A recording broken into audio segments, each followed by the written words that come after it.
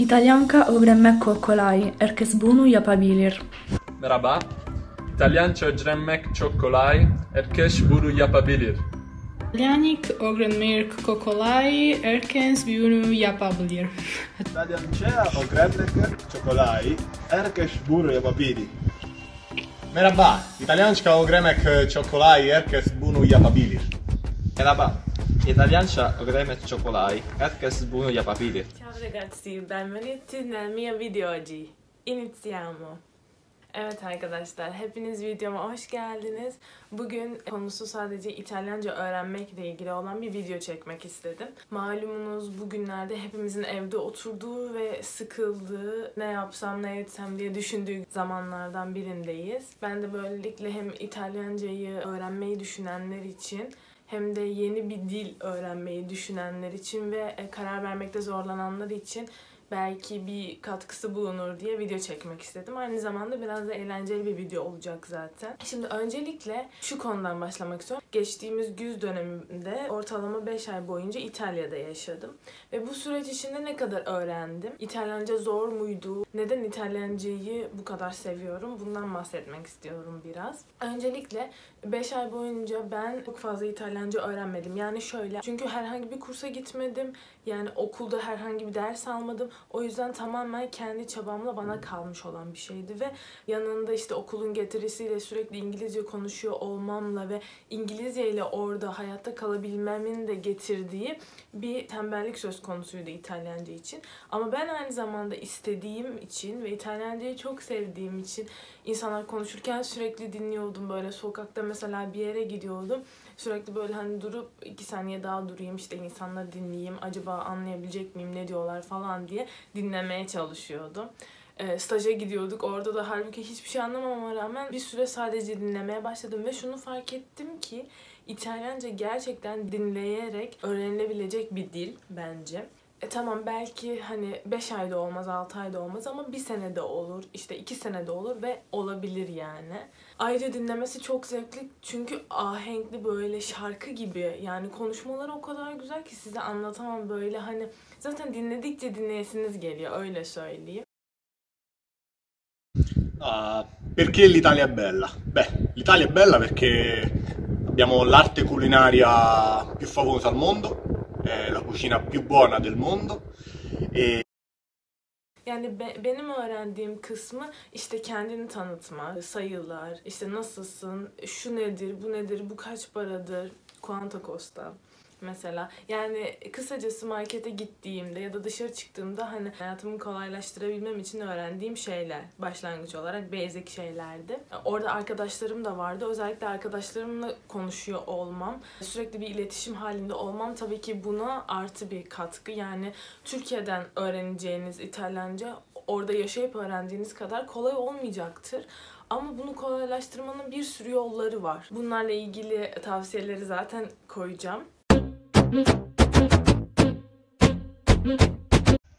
L'Italia è uno dei paesi con la maggior produzione di prosecco nel mondo, soprattutto nella mia regione, il Friuli, e inoltre l'italiano è la lingua più romantica del mondo.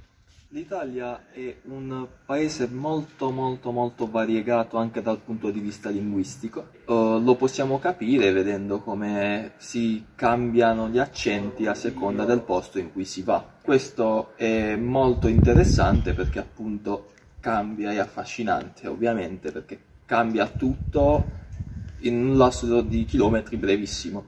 Quindi questo è molto interessante secondo me.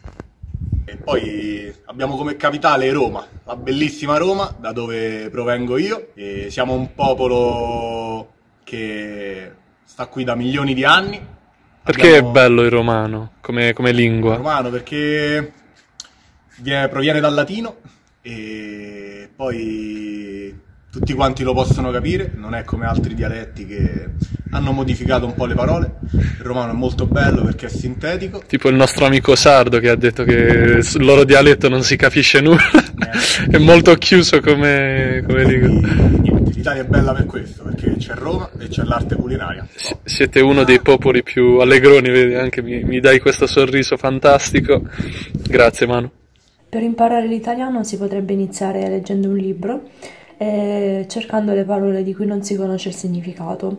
Oppure si potrebbero guardare dei film con i sottotitoli, ma a mio avviso la cosa più importante per imparare qualsiasi lingua è recarsi sul posto e mettersi alla prova ogni giorno con le persone che vivono in quel luogo. È un paese bellissimo non solo per la penisola ma anche per le sue isole. Io vengo dalla Sardegna con dei paesaggi mozzafiato. Ben bir de kendimce neden İtalyanca öğrenilmeli onun birkaç maddesinden bahsetmek istiyorum. Şöyle bir yazı okudum mesela.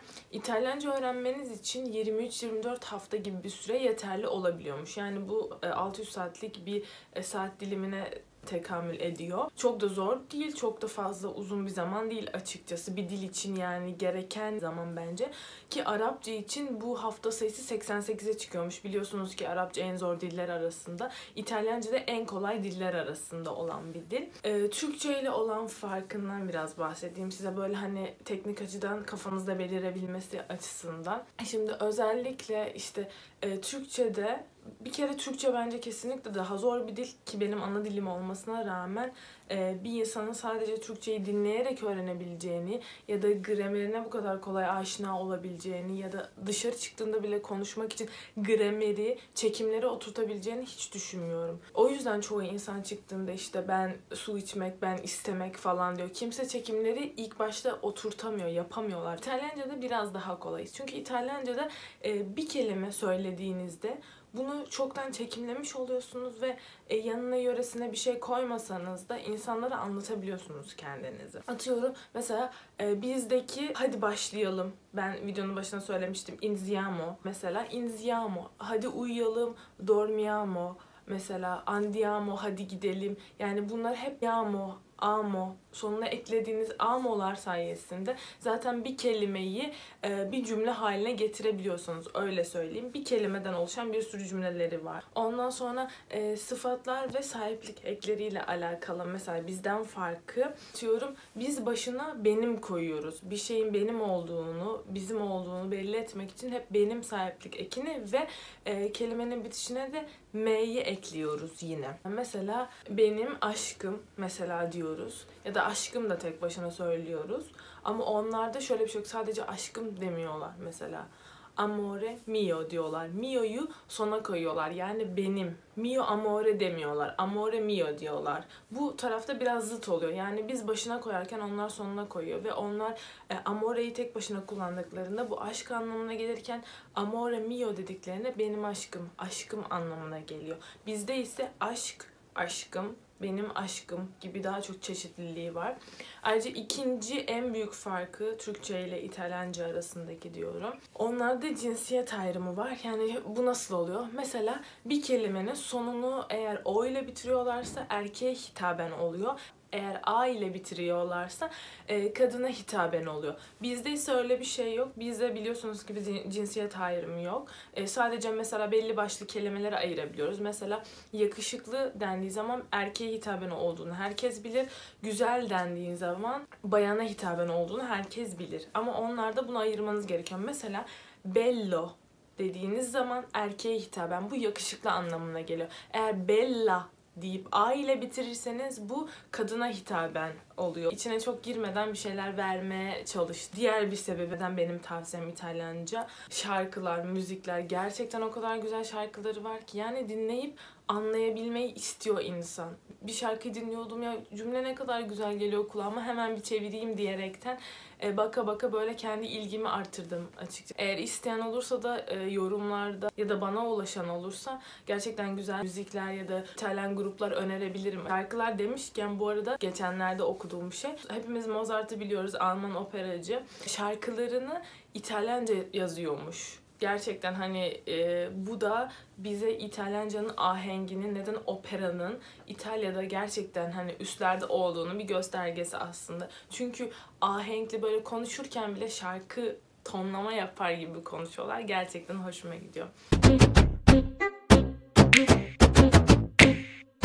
Ciao ragazzi, oggi vorrei parlarvi un pochino dell'italiano, che è una delle lingue più difficoltose da imparare, ma allo stesso tempo una delle più affascinanti e interessanti che siano mai potute esistere. È infatti una lingua che è contraddistinta da una notevole versatilità, con la quale è possibile esprimere lo stesso concetto in svariati modi attraverso l'utilizzo di parole che mantengono sempre lo stesso significato, ma si può per esempio utilizzare il cambio di tonalità della voce, utilizzare un accento particolare che diciamo è caratteristico di ogni regione della nostra Italia e allo stesso tempo sfruttare la nostra mimica e gestualità corporea.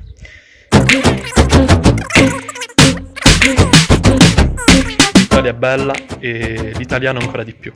Ben videoyu kapatmadan önce size 5 İtalyanca kelime söyleyerek, yani bu 5 İtalyanca kelimeyle atıyorum İtalya'ya gittiğinizde en azından başlangıç olarak hayatınızı geçindirebilirsiniz, o şekilde söyleyeyim. Birincisi tabii ki de buongiorno. Buongiorno, good morning, iyi günler, bizde günaydın anlamına geliyor. Bir de İtalyanca'da şöyle bir şey var. Mesela bizim için günaydın, günaydındır. Onlar buongiorno'yu hem iyi günler için hem sabah için hem çok akşama gelmeden öğlene doğru da kullanabiliyorlar. Yani selamlaşmak için. Ama bu biraz daha formal, yani biraz daha resmi bir selamlaşma. Ciao diyerek selamlaştıkları insanlarla biraz daha samimiyeti ilerletmiş oluyorlar. Eğer iyi günleri söylemek isterseniz, yani şöyle de bir ayrım var onlar için. Buongiorno ve buona giornata. Eğer buona giornata derseniz iyi günler demiş oluyorsunuz. Bir nevi çoğullaştırmış oluyorsunuz yani. Bu ilk kelimemizdi. İkinci kelimemiz tabii ki grazie. Grazie teşekkürler demek. Grazie mille çok teşekkürler demek. Bu her insanın ihtiyacı olacağı gibi sizin de ihtiyacınız olacağını düşünüyorum. Come stai? Üçüncü kelimemiz nasılsın? Come stai? Nasılsın? Bu da yine birazcık daha resmi, bir tık daha official bir kelime. Eğer bunu samimileştirmek istiyorsanız, birazcık daha yakınlık kurmak istiyorsanız come va diyebilirsiniz. Ne var ne yok, ne haber gibi oluyor o zaman. Dördüncü kelimemiz de amore. Amore aşk anlamına geliyor. Daha önce konuşurken de aslında bahsetmiş oldum. Amore mio, aşkım. Amore aşk. Bu yüzden zaten seni seviyorum da ti amo'dan geliyor. Aslında amo'dan geliyor. Amore diye türetiliyor. Beşinci kelimemiz de vorrei. Vorrei İngilizce'de would like to, Türkçe'de de isterim. Bunu istiyorum. Şöyle bir yere gittiğinizde vorrei un caffè. Vorrei un caffè per favore dediğiniz zaman bu bir tane kahve lütfen gibi anlama geliyor. Ya da bir markete gittiniz, vorrei ile başladığınızda ben bunu istiyorum, ben şunu istiyorum, ben su istiyorum dediğiniz zaman mesela vorrei un acqua. Acqua su anlamına geliyor. Şimdilik bu kadardı. Umarım videoyu beğenmişsinizdir. Bilmiyorum, ben İtalyancayı, içimde bir istek var daha iyi öğrenmek için. Umarım size de yardımcı olmuştur. Umarım eğlenerek ve severek izlemişsinizdir videoyu. Umarım arkadaşlarımın tavsiyeleri de hoşunuza gitmiştir. İzlediğiniz için teşekkürler. Grazie mille ragazzi. Buona giornata. Ciao.